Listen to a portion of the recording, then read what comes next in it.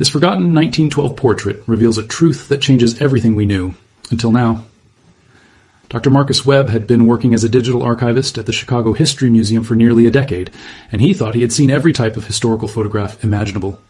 But on a cold morning in March 2024, as he sorted through a recent donation from an estate sale on the south side, he encountered an image that made him stop breathing. The photograph was a formal wedding portrait, professionally taken, dated on the back in faded ink, June 15th, 1912. The quality was remarkable for its age. Sharp focus, careful composition, proper lighting. A young couple stood before what appeared to be a small church, the bride in an elaborate white gown with lace sleeves and a long veil, the groom in a dark suit with a high collar and boutonniere. What made Marcus freeze was not the quality of the photograph or the formality of the pose. It was the couple themselves. The groom was white, perhaps in his late 20s, with light hair and pale skin visible even in the sepia tones. The bride was black, her dark skin unmistakable, her features proud and beautiful, her hand resting in the crook of her husband's arm with an expression of quiet determination.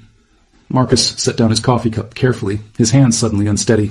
He had studied American history extensively, had written his dissertation on social customs in the early 20th century. He knew with absolute certainty that what he was looking at should not exist. In 1912, 30 states had laws explicitly prohibiting marriage between white and black citizens.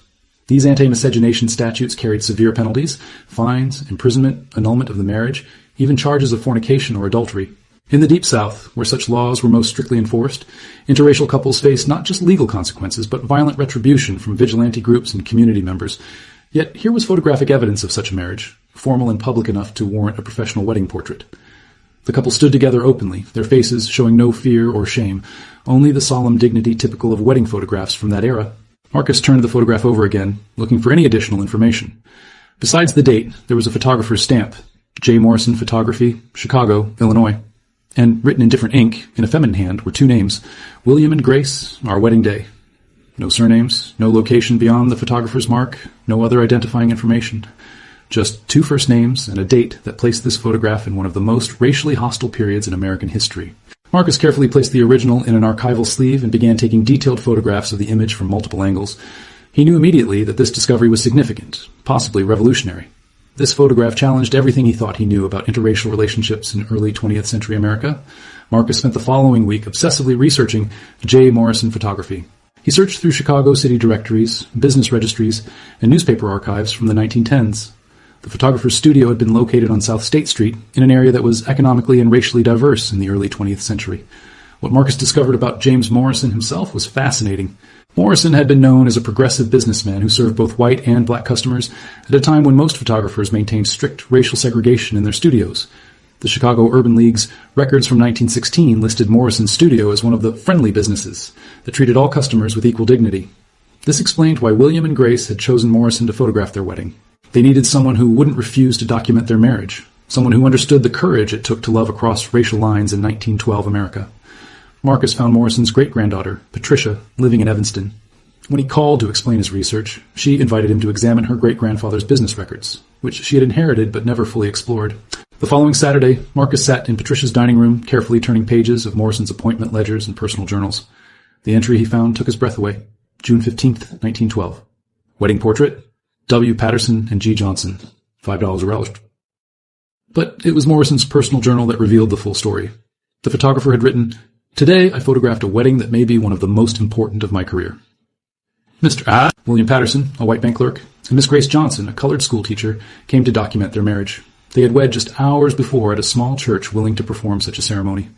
Mr. Patterson explained they had traveled from Mississippi to marry in Illinois, as their home state would never permit such a union. They plan to return to Mississippi, but will live as employer and employee rather than as husband and wife. The photograph is for themselves alone, proof that their marriage is real even if they must hide it from the world. Marcus sat back, processing this information. William and Grace had traveled hundreds of miles to circumvent Mississippi's anti-miscegenation laws, had married secretly in Chicago, and were planning to return to one of the most dangerous places in America for an interracial couple. They would have to pretend to be strangers, to deny their marriage publicly while maintaining it privately. The courage this required was staggering.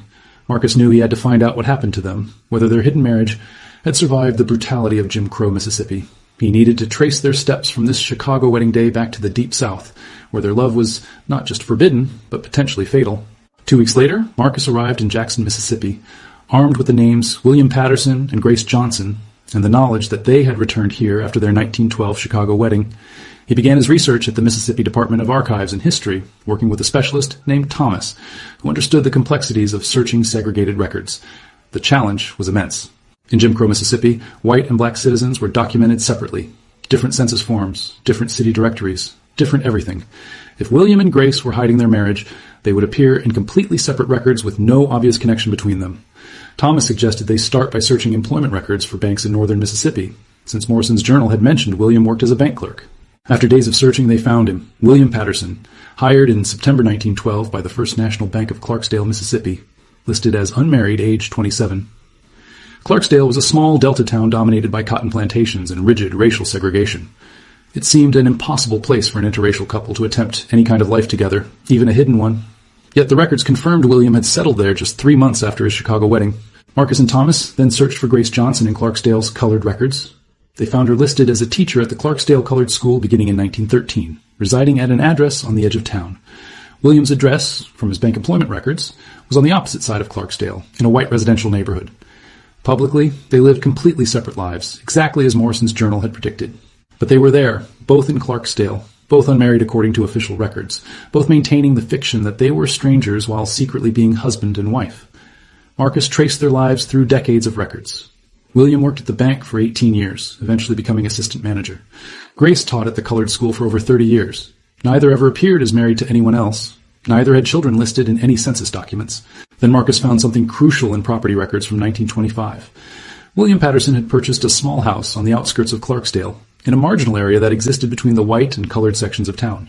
Later, tax assessments mentioned auxiliary dwelling and servant quarters, suggesting additional structures had been built on the property. Marcus understood immediately. William had created a private space where he and Grace could actually live as husband and wife, hidden from the public eye. A place where their illegal marriage could exist behind closed doors, away from the scrutiny of a society that would destroy them if it knew the truth. Marcus drove north from Jackson to Clarksdale, following the historical address Thomas had identified. The landscape was flat delta farmland stretching endlessly under a gray sky.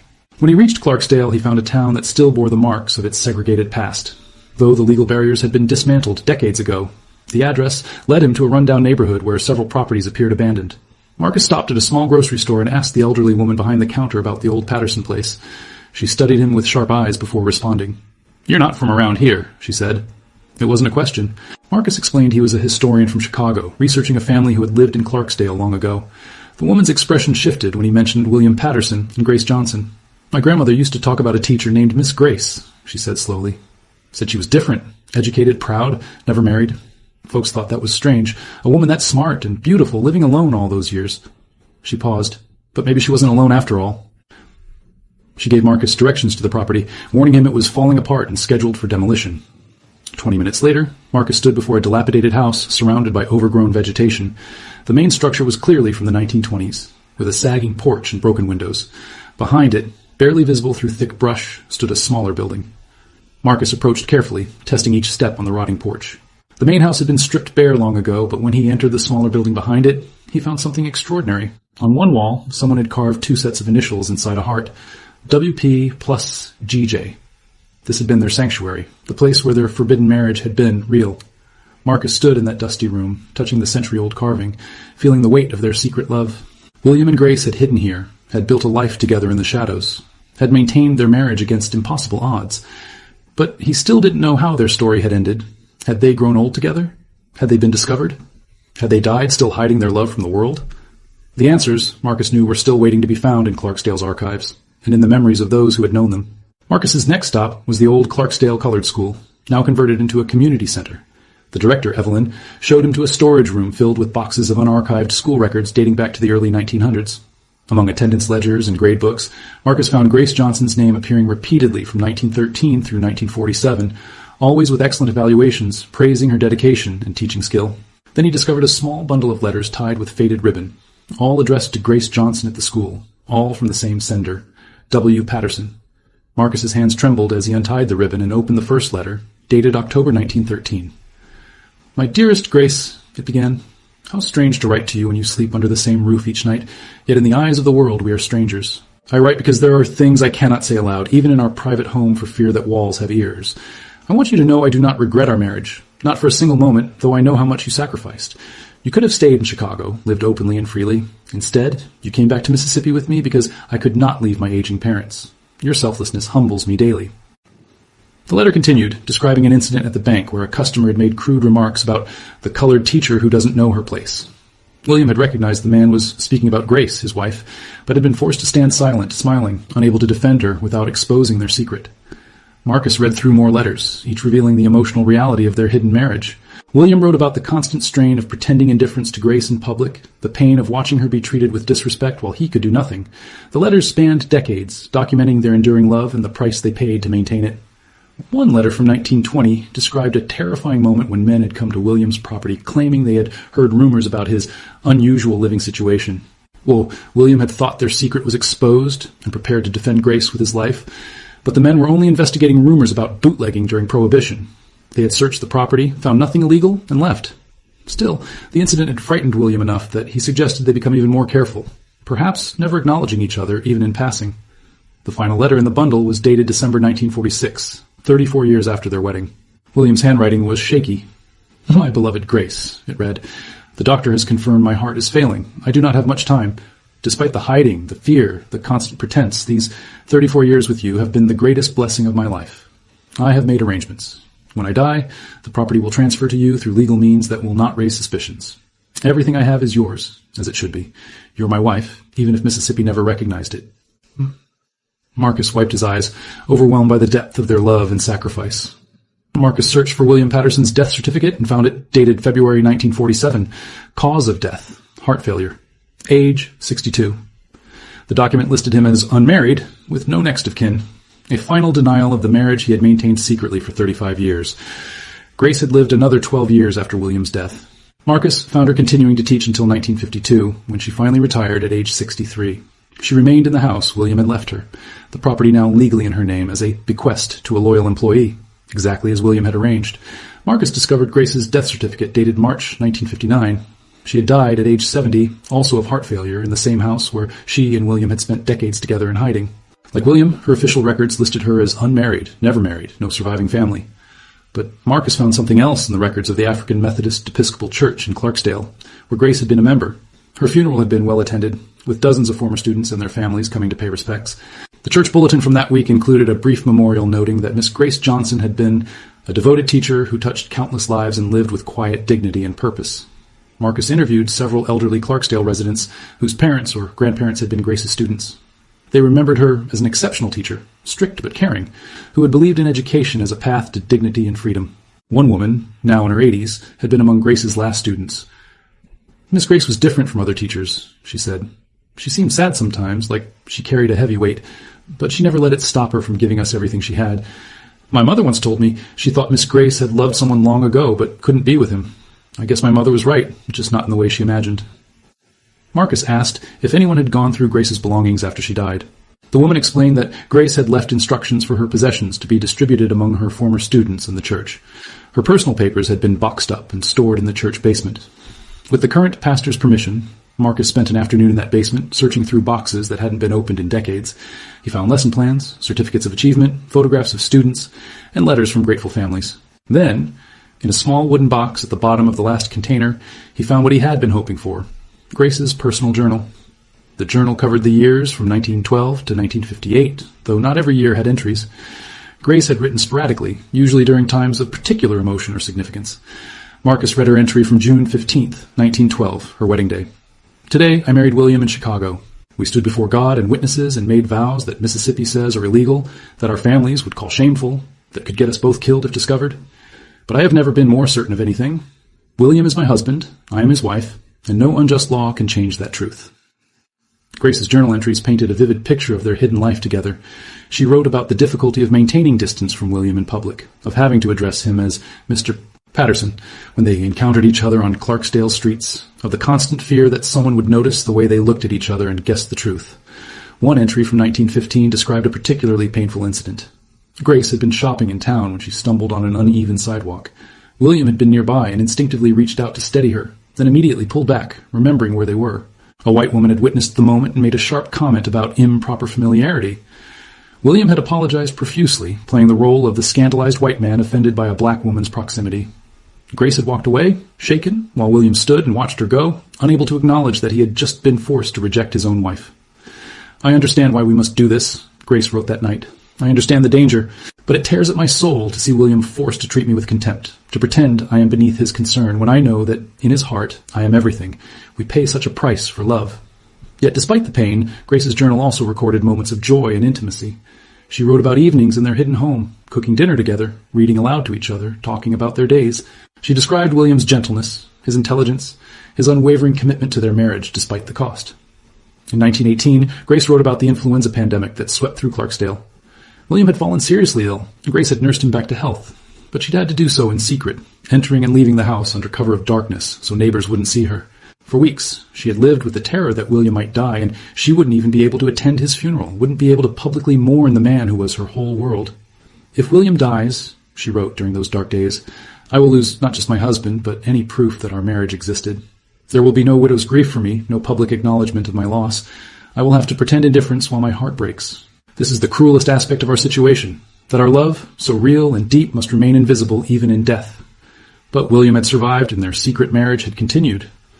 Grace's entries from the 1920s and 1930s showed a quiet contentment despite the ongoing challenges. She wrote about her students, about the satisfaction of teaching children who had few other opportunities for education. She wrote about William's kindness, the little ways he showed his love even within the constraints of their situation. Marcus was struck by Grace's strength and resilience. She had given up the possibility of a public life with William, had accepted decades of hiding and pretending, yet her journal showed no bitterness, only a clear-eyed understanding of the world they lived in and a determination to find joy despite its cruelty. Near the end of Grace's journal, Marcus found an entry from 1958 that made his heart race. Grace, knowing she was in declining health, had written about the wedding photograph, the image that had started Marcus's entire investigation. "I have kept our wedding photograph hidden for 46 years, she wrote. "It has moved with me through different homes, always carefully concealed, always protected. When William died, I considered destroying it, fearing what might happen if it were discovered after my death. But I cannot bring myself to erase that evidence of our love. That photograph is proof that we were real, that our marriage existed, that we stood together before God and man and declared our commitment to each other." Grace had decided to entrust the photograph to someone, though she didn't name the person in her journal. She wrote only, "I have given the photograph to someone who understands its significance, someone who will keep it safe until a time comes when our story can be told without danger, without shame. Perhaps that time will never come. Perhaps our marriage will remain a secret forever, but I have done what I can to preserve the truth." Marcus realized that the photograph must have been passed down through multiple generations before finally ending up in the estate sale where he had discovered it. Whoever Grace had entrusted it to had kept the secret, had protected the image for decades, until finally, more than a century after it was taken, it had emerged into the light. He returned to Chicago and contacted the family whose estate sale had produced the photograph. After some investigation, he learned that the estate had belonged to a woman named Dorothy, who had died at age 98.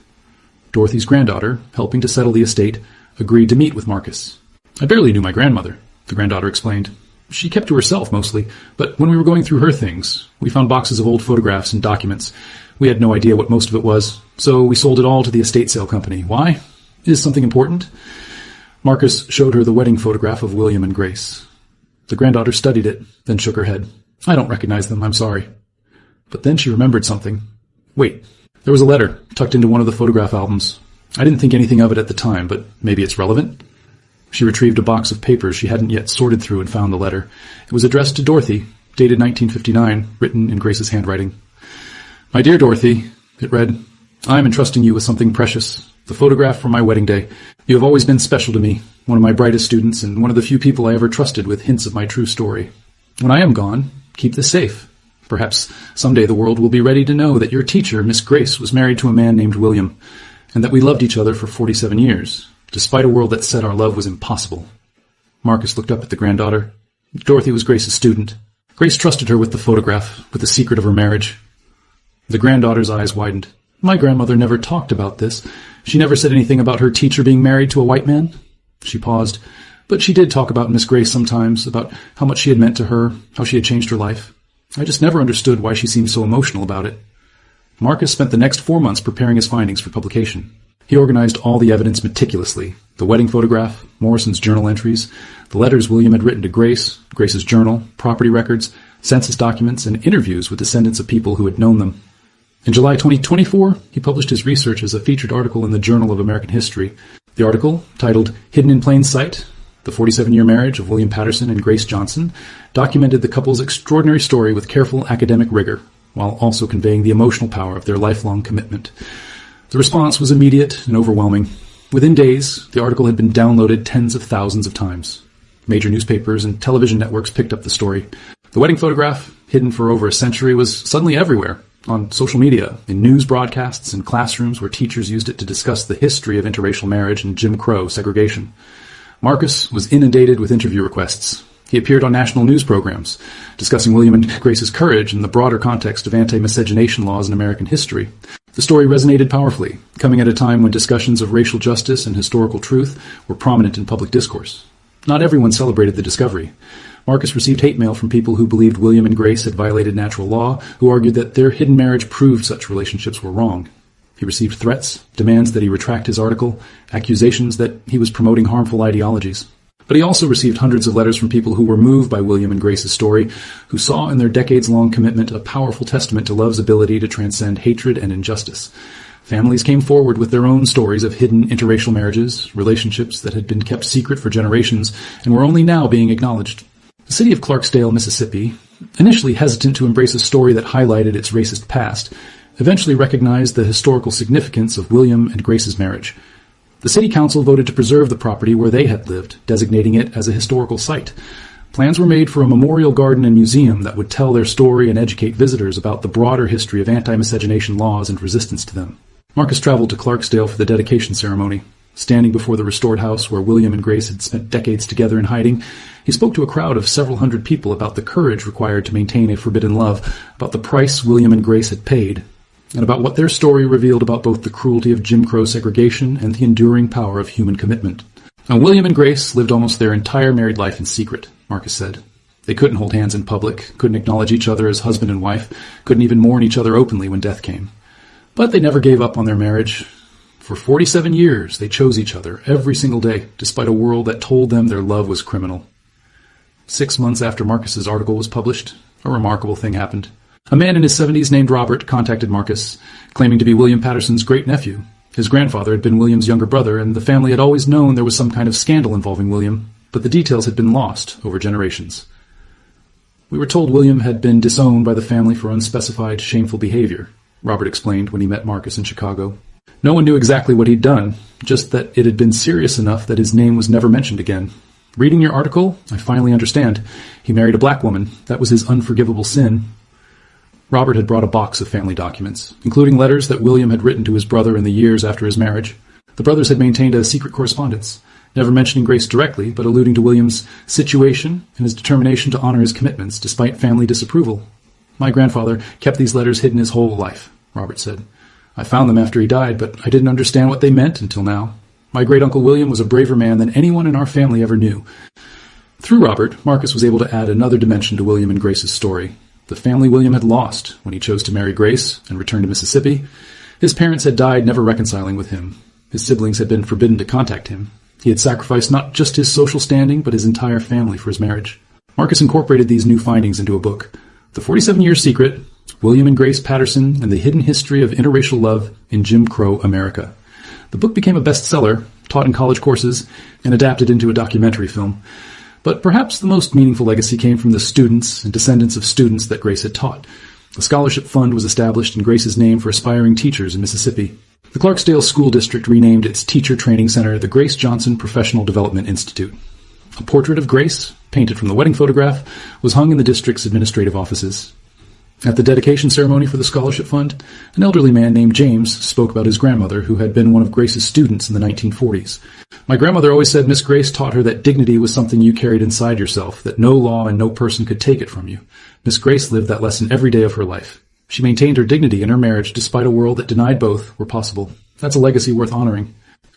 Marcus stood in the audience, watching as speaker after speaker testified to Grace's impact on Clarksdale's black community, to the generations of students she had educated and inspired.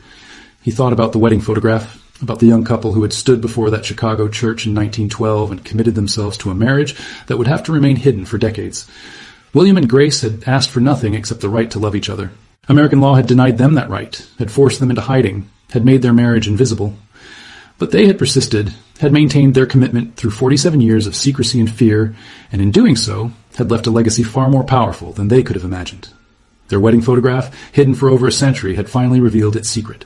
And in revealing that secret, it had changed how thousands of people understood the history of love, resistance, and courage in America's darkest era of racial oppression. William and Grace's hidden marriage was hidden no more. Their love, denied and invisible for so long, was finally visible to the world, and it would never be forgotten again.